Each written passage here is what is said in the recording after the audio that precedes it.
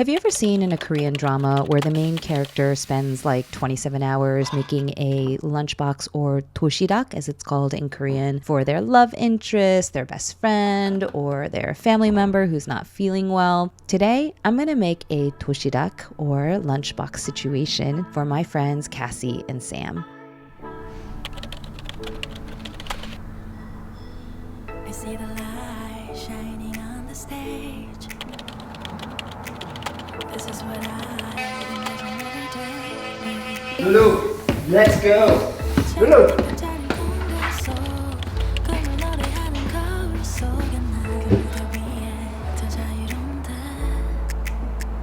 They say that I could fall.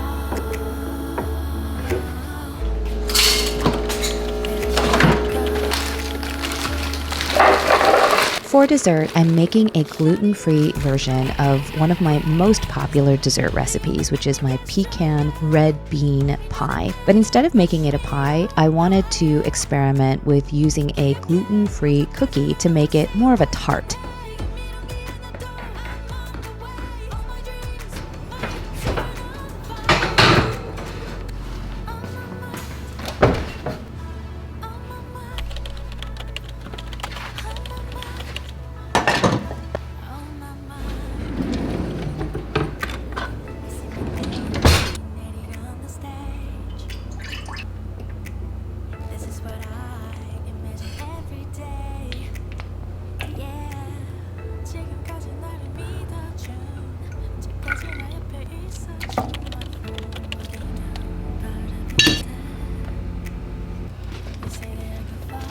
As you can probably tell, this is a really straightforward recipe. You just dump everything into a bowl, mix it up, and then dump it all into your pre-made pie crust or tart crust.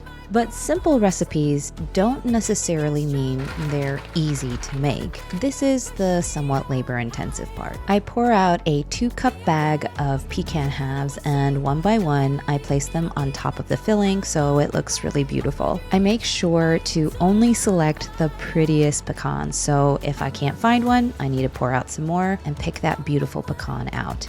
Do you say pecan or pecan?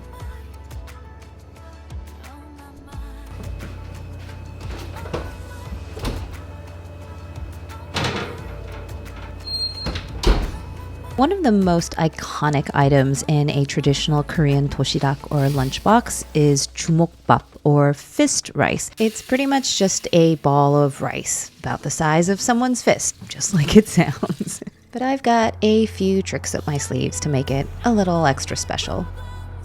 So now that the rice is on its way to being cooked, it's time to prep all the veggies for banchan. I want to make a balanced doshirak, so in addition to the Jumeok Bap, I'm also going to make some braised tofu, which is a protein, and some keranmari, which is the Korean-style omelet. These are both iconically beautiful Korean side dishes or banchan.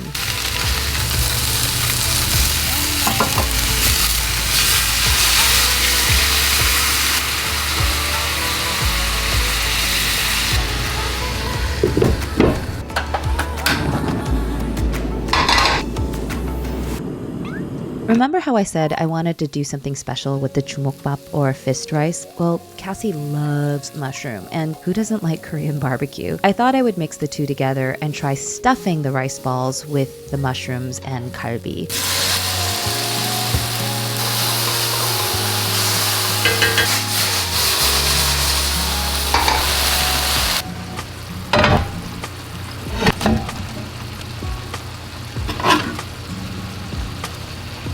While the rice is cooking and the tofu is braising, I thought I would start tackling keranmari or Korean-style omelet. This is probably one of my all-time favorite banchans because it always reminds me of my mom. She would make this for me when I was really sad. Even when I was a full-grown adult and maybe I got a bad grade in one of my law school exams or I got into a fight with my ex-husband, she always knew that making some keranmari for me may not wipe away all my problems, but it would at least get me to stop crying.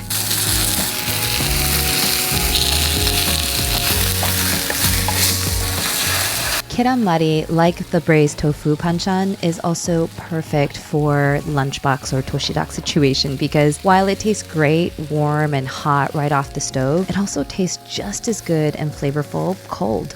So the key to making a keranmari that's fit for a queen, you have to make sure that the layers are very, very thin. This means that it's going to take a lot of time. Of course, I could cheat the system and just make the layers thicker, but that means there will be fewer layers and less lamination, which means it won't be nearly as impressive or as delicious. But of course, it'll take less time and it won't be as tiring on my shoulders. But that's really not the point of a doshirak. I think one of the reasons I appreciated it so much when my mom would make this for me, especially when I had a case of the blues, was because I knew how much work it took.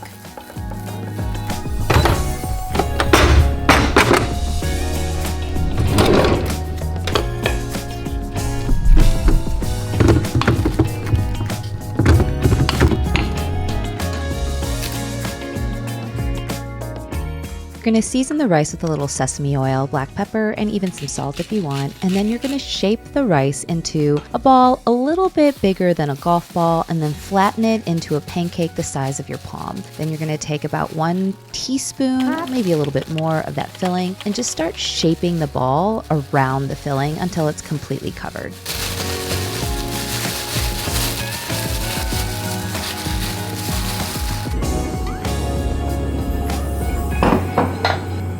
And then just to provide some extra texture, we're going to put it on a griddle or a pan, whatever you want, with a little bit of oil just to give it that like really nice crispy rice situation.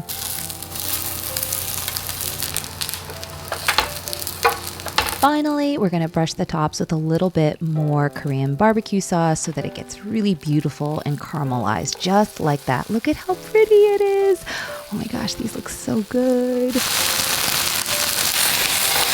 I made 5 of these Jumeok Bap, 1 for me, 1 for Anthony, 1 for Cassie, 1 for Sam, and then 1 to test out before feeding them because I've never made this before and I wanted to make sure it didn't taste terrible. And they taste amazing. So now it's time to pack everything up. I'm actually going to put down a little bit of leftover kale, mostly just to soak up any grease or oil from the Jumeok Bap.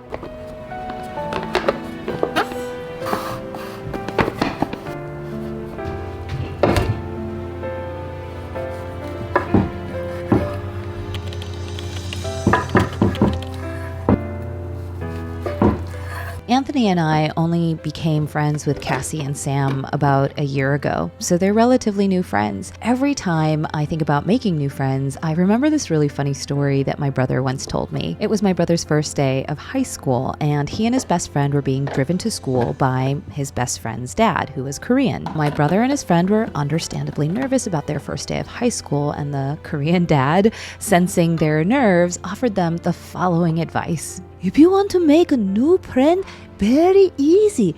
Just say, hello, my name is Jason. Would you like to be my friend? I'm sorry, I can't do the accent justice. My brother's friend does such a good job of this imitation. But what I think is so endearing and adorable about this story is this sort of guilelessness, this innocence that he still has or was still advising about how to make friends.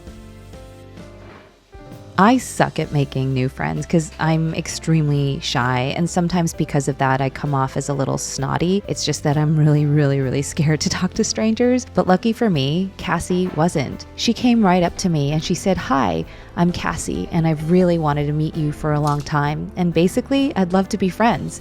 So she did exactly what my brother's best friend's father advised, and it worked out beautifully. What's your love language? Mine is definitely food, and I loved making this doshirak for my friends.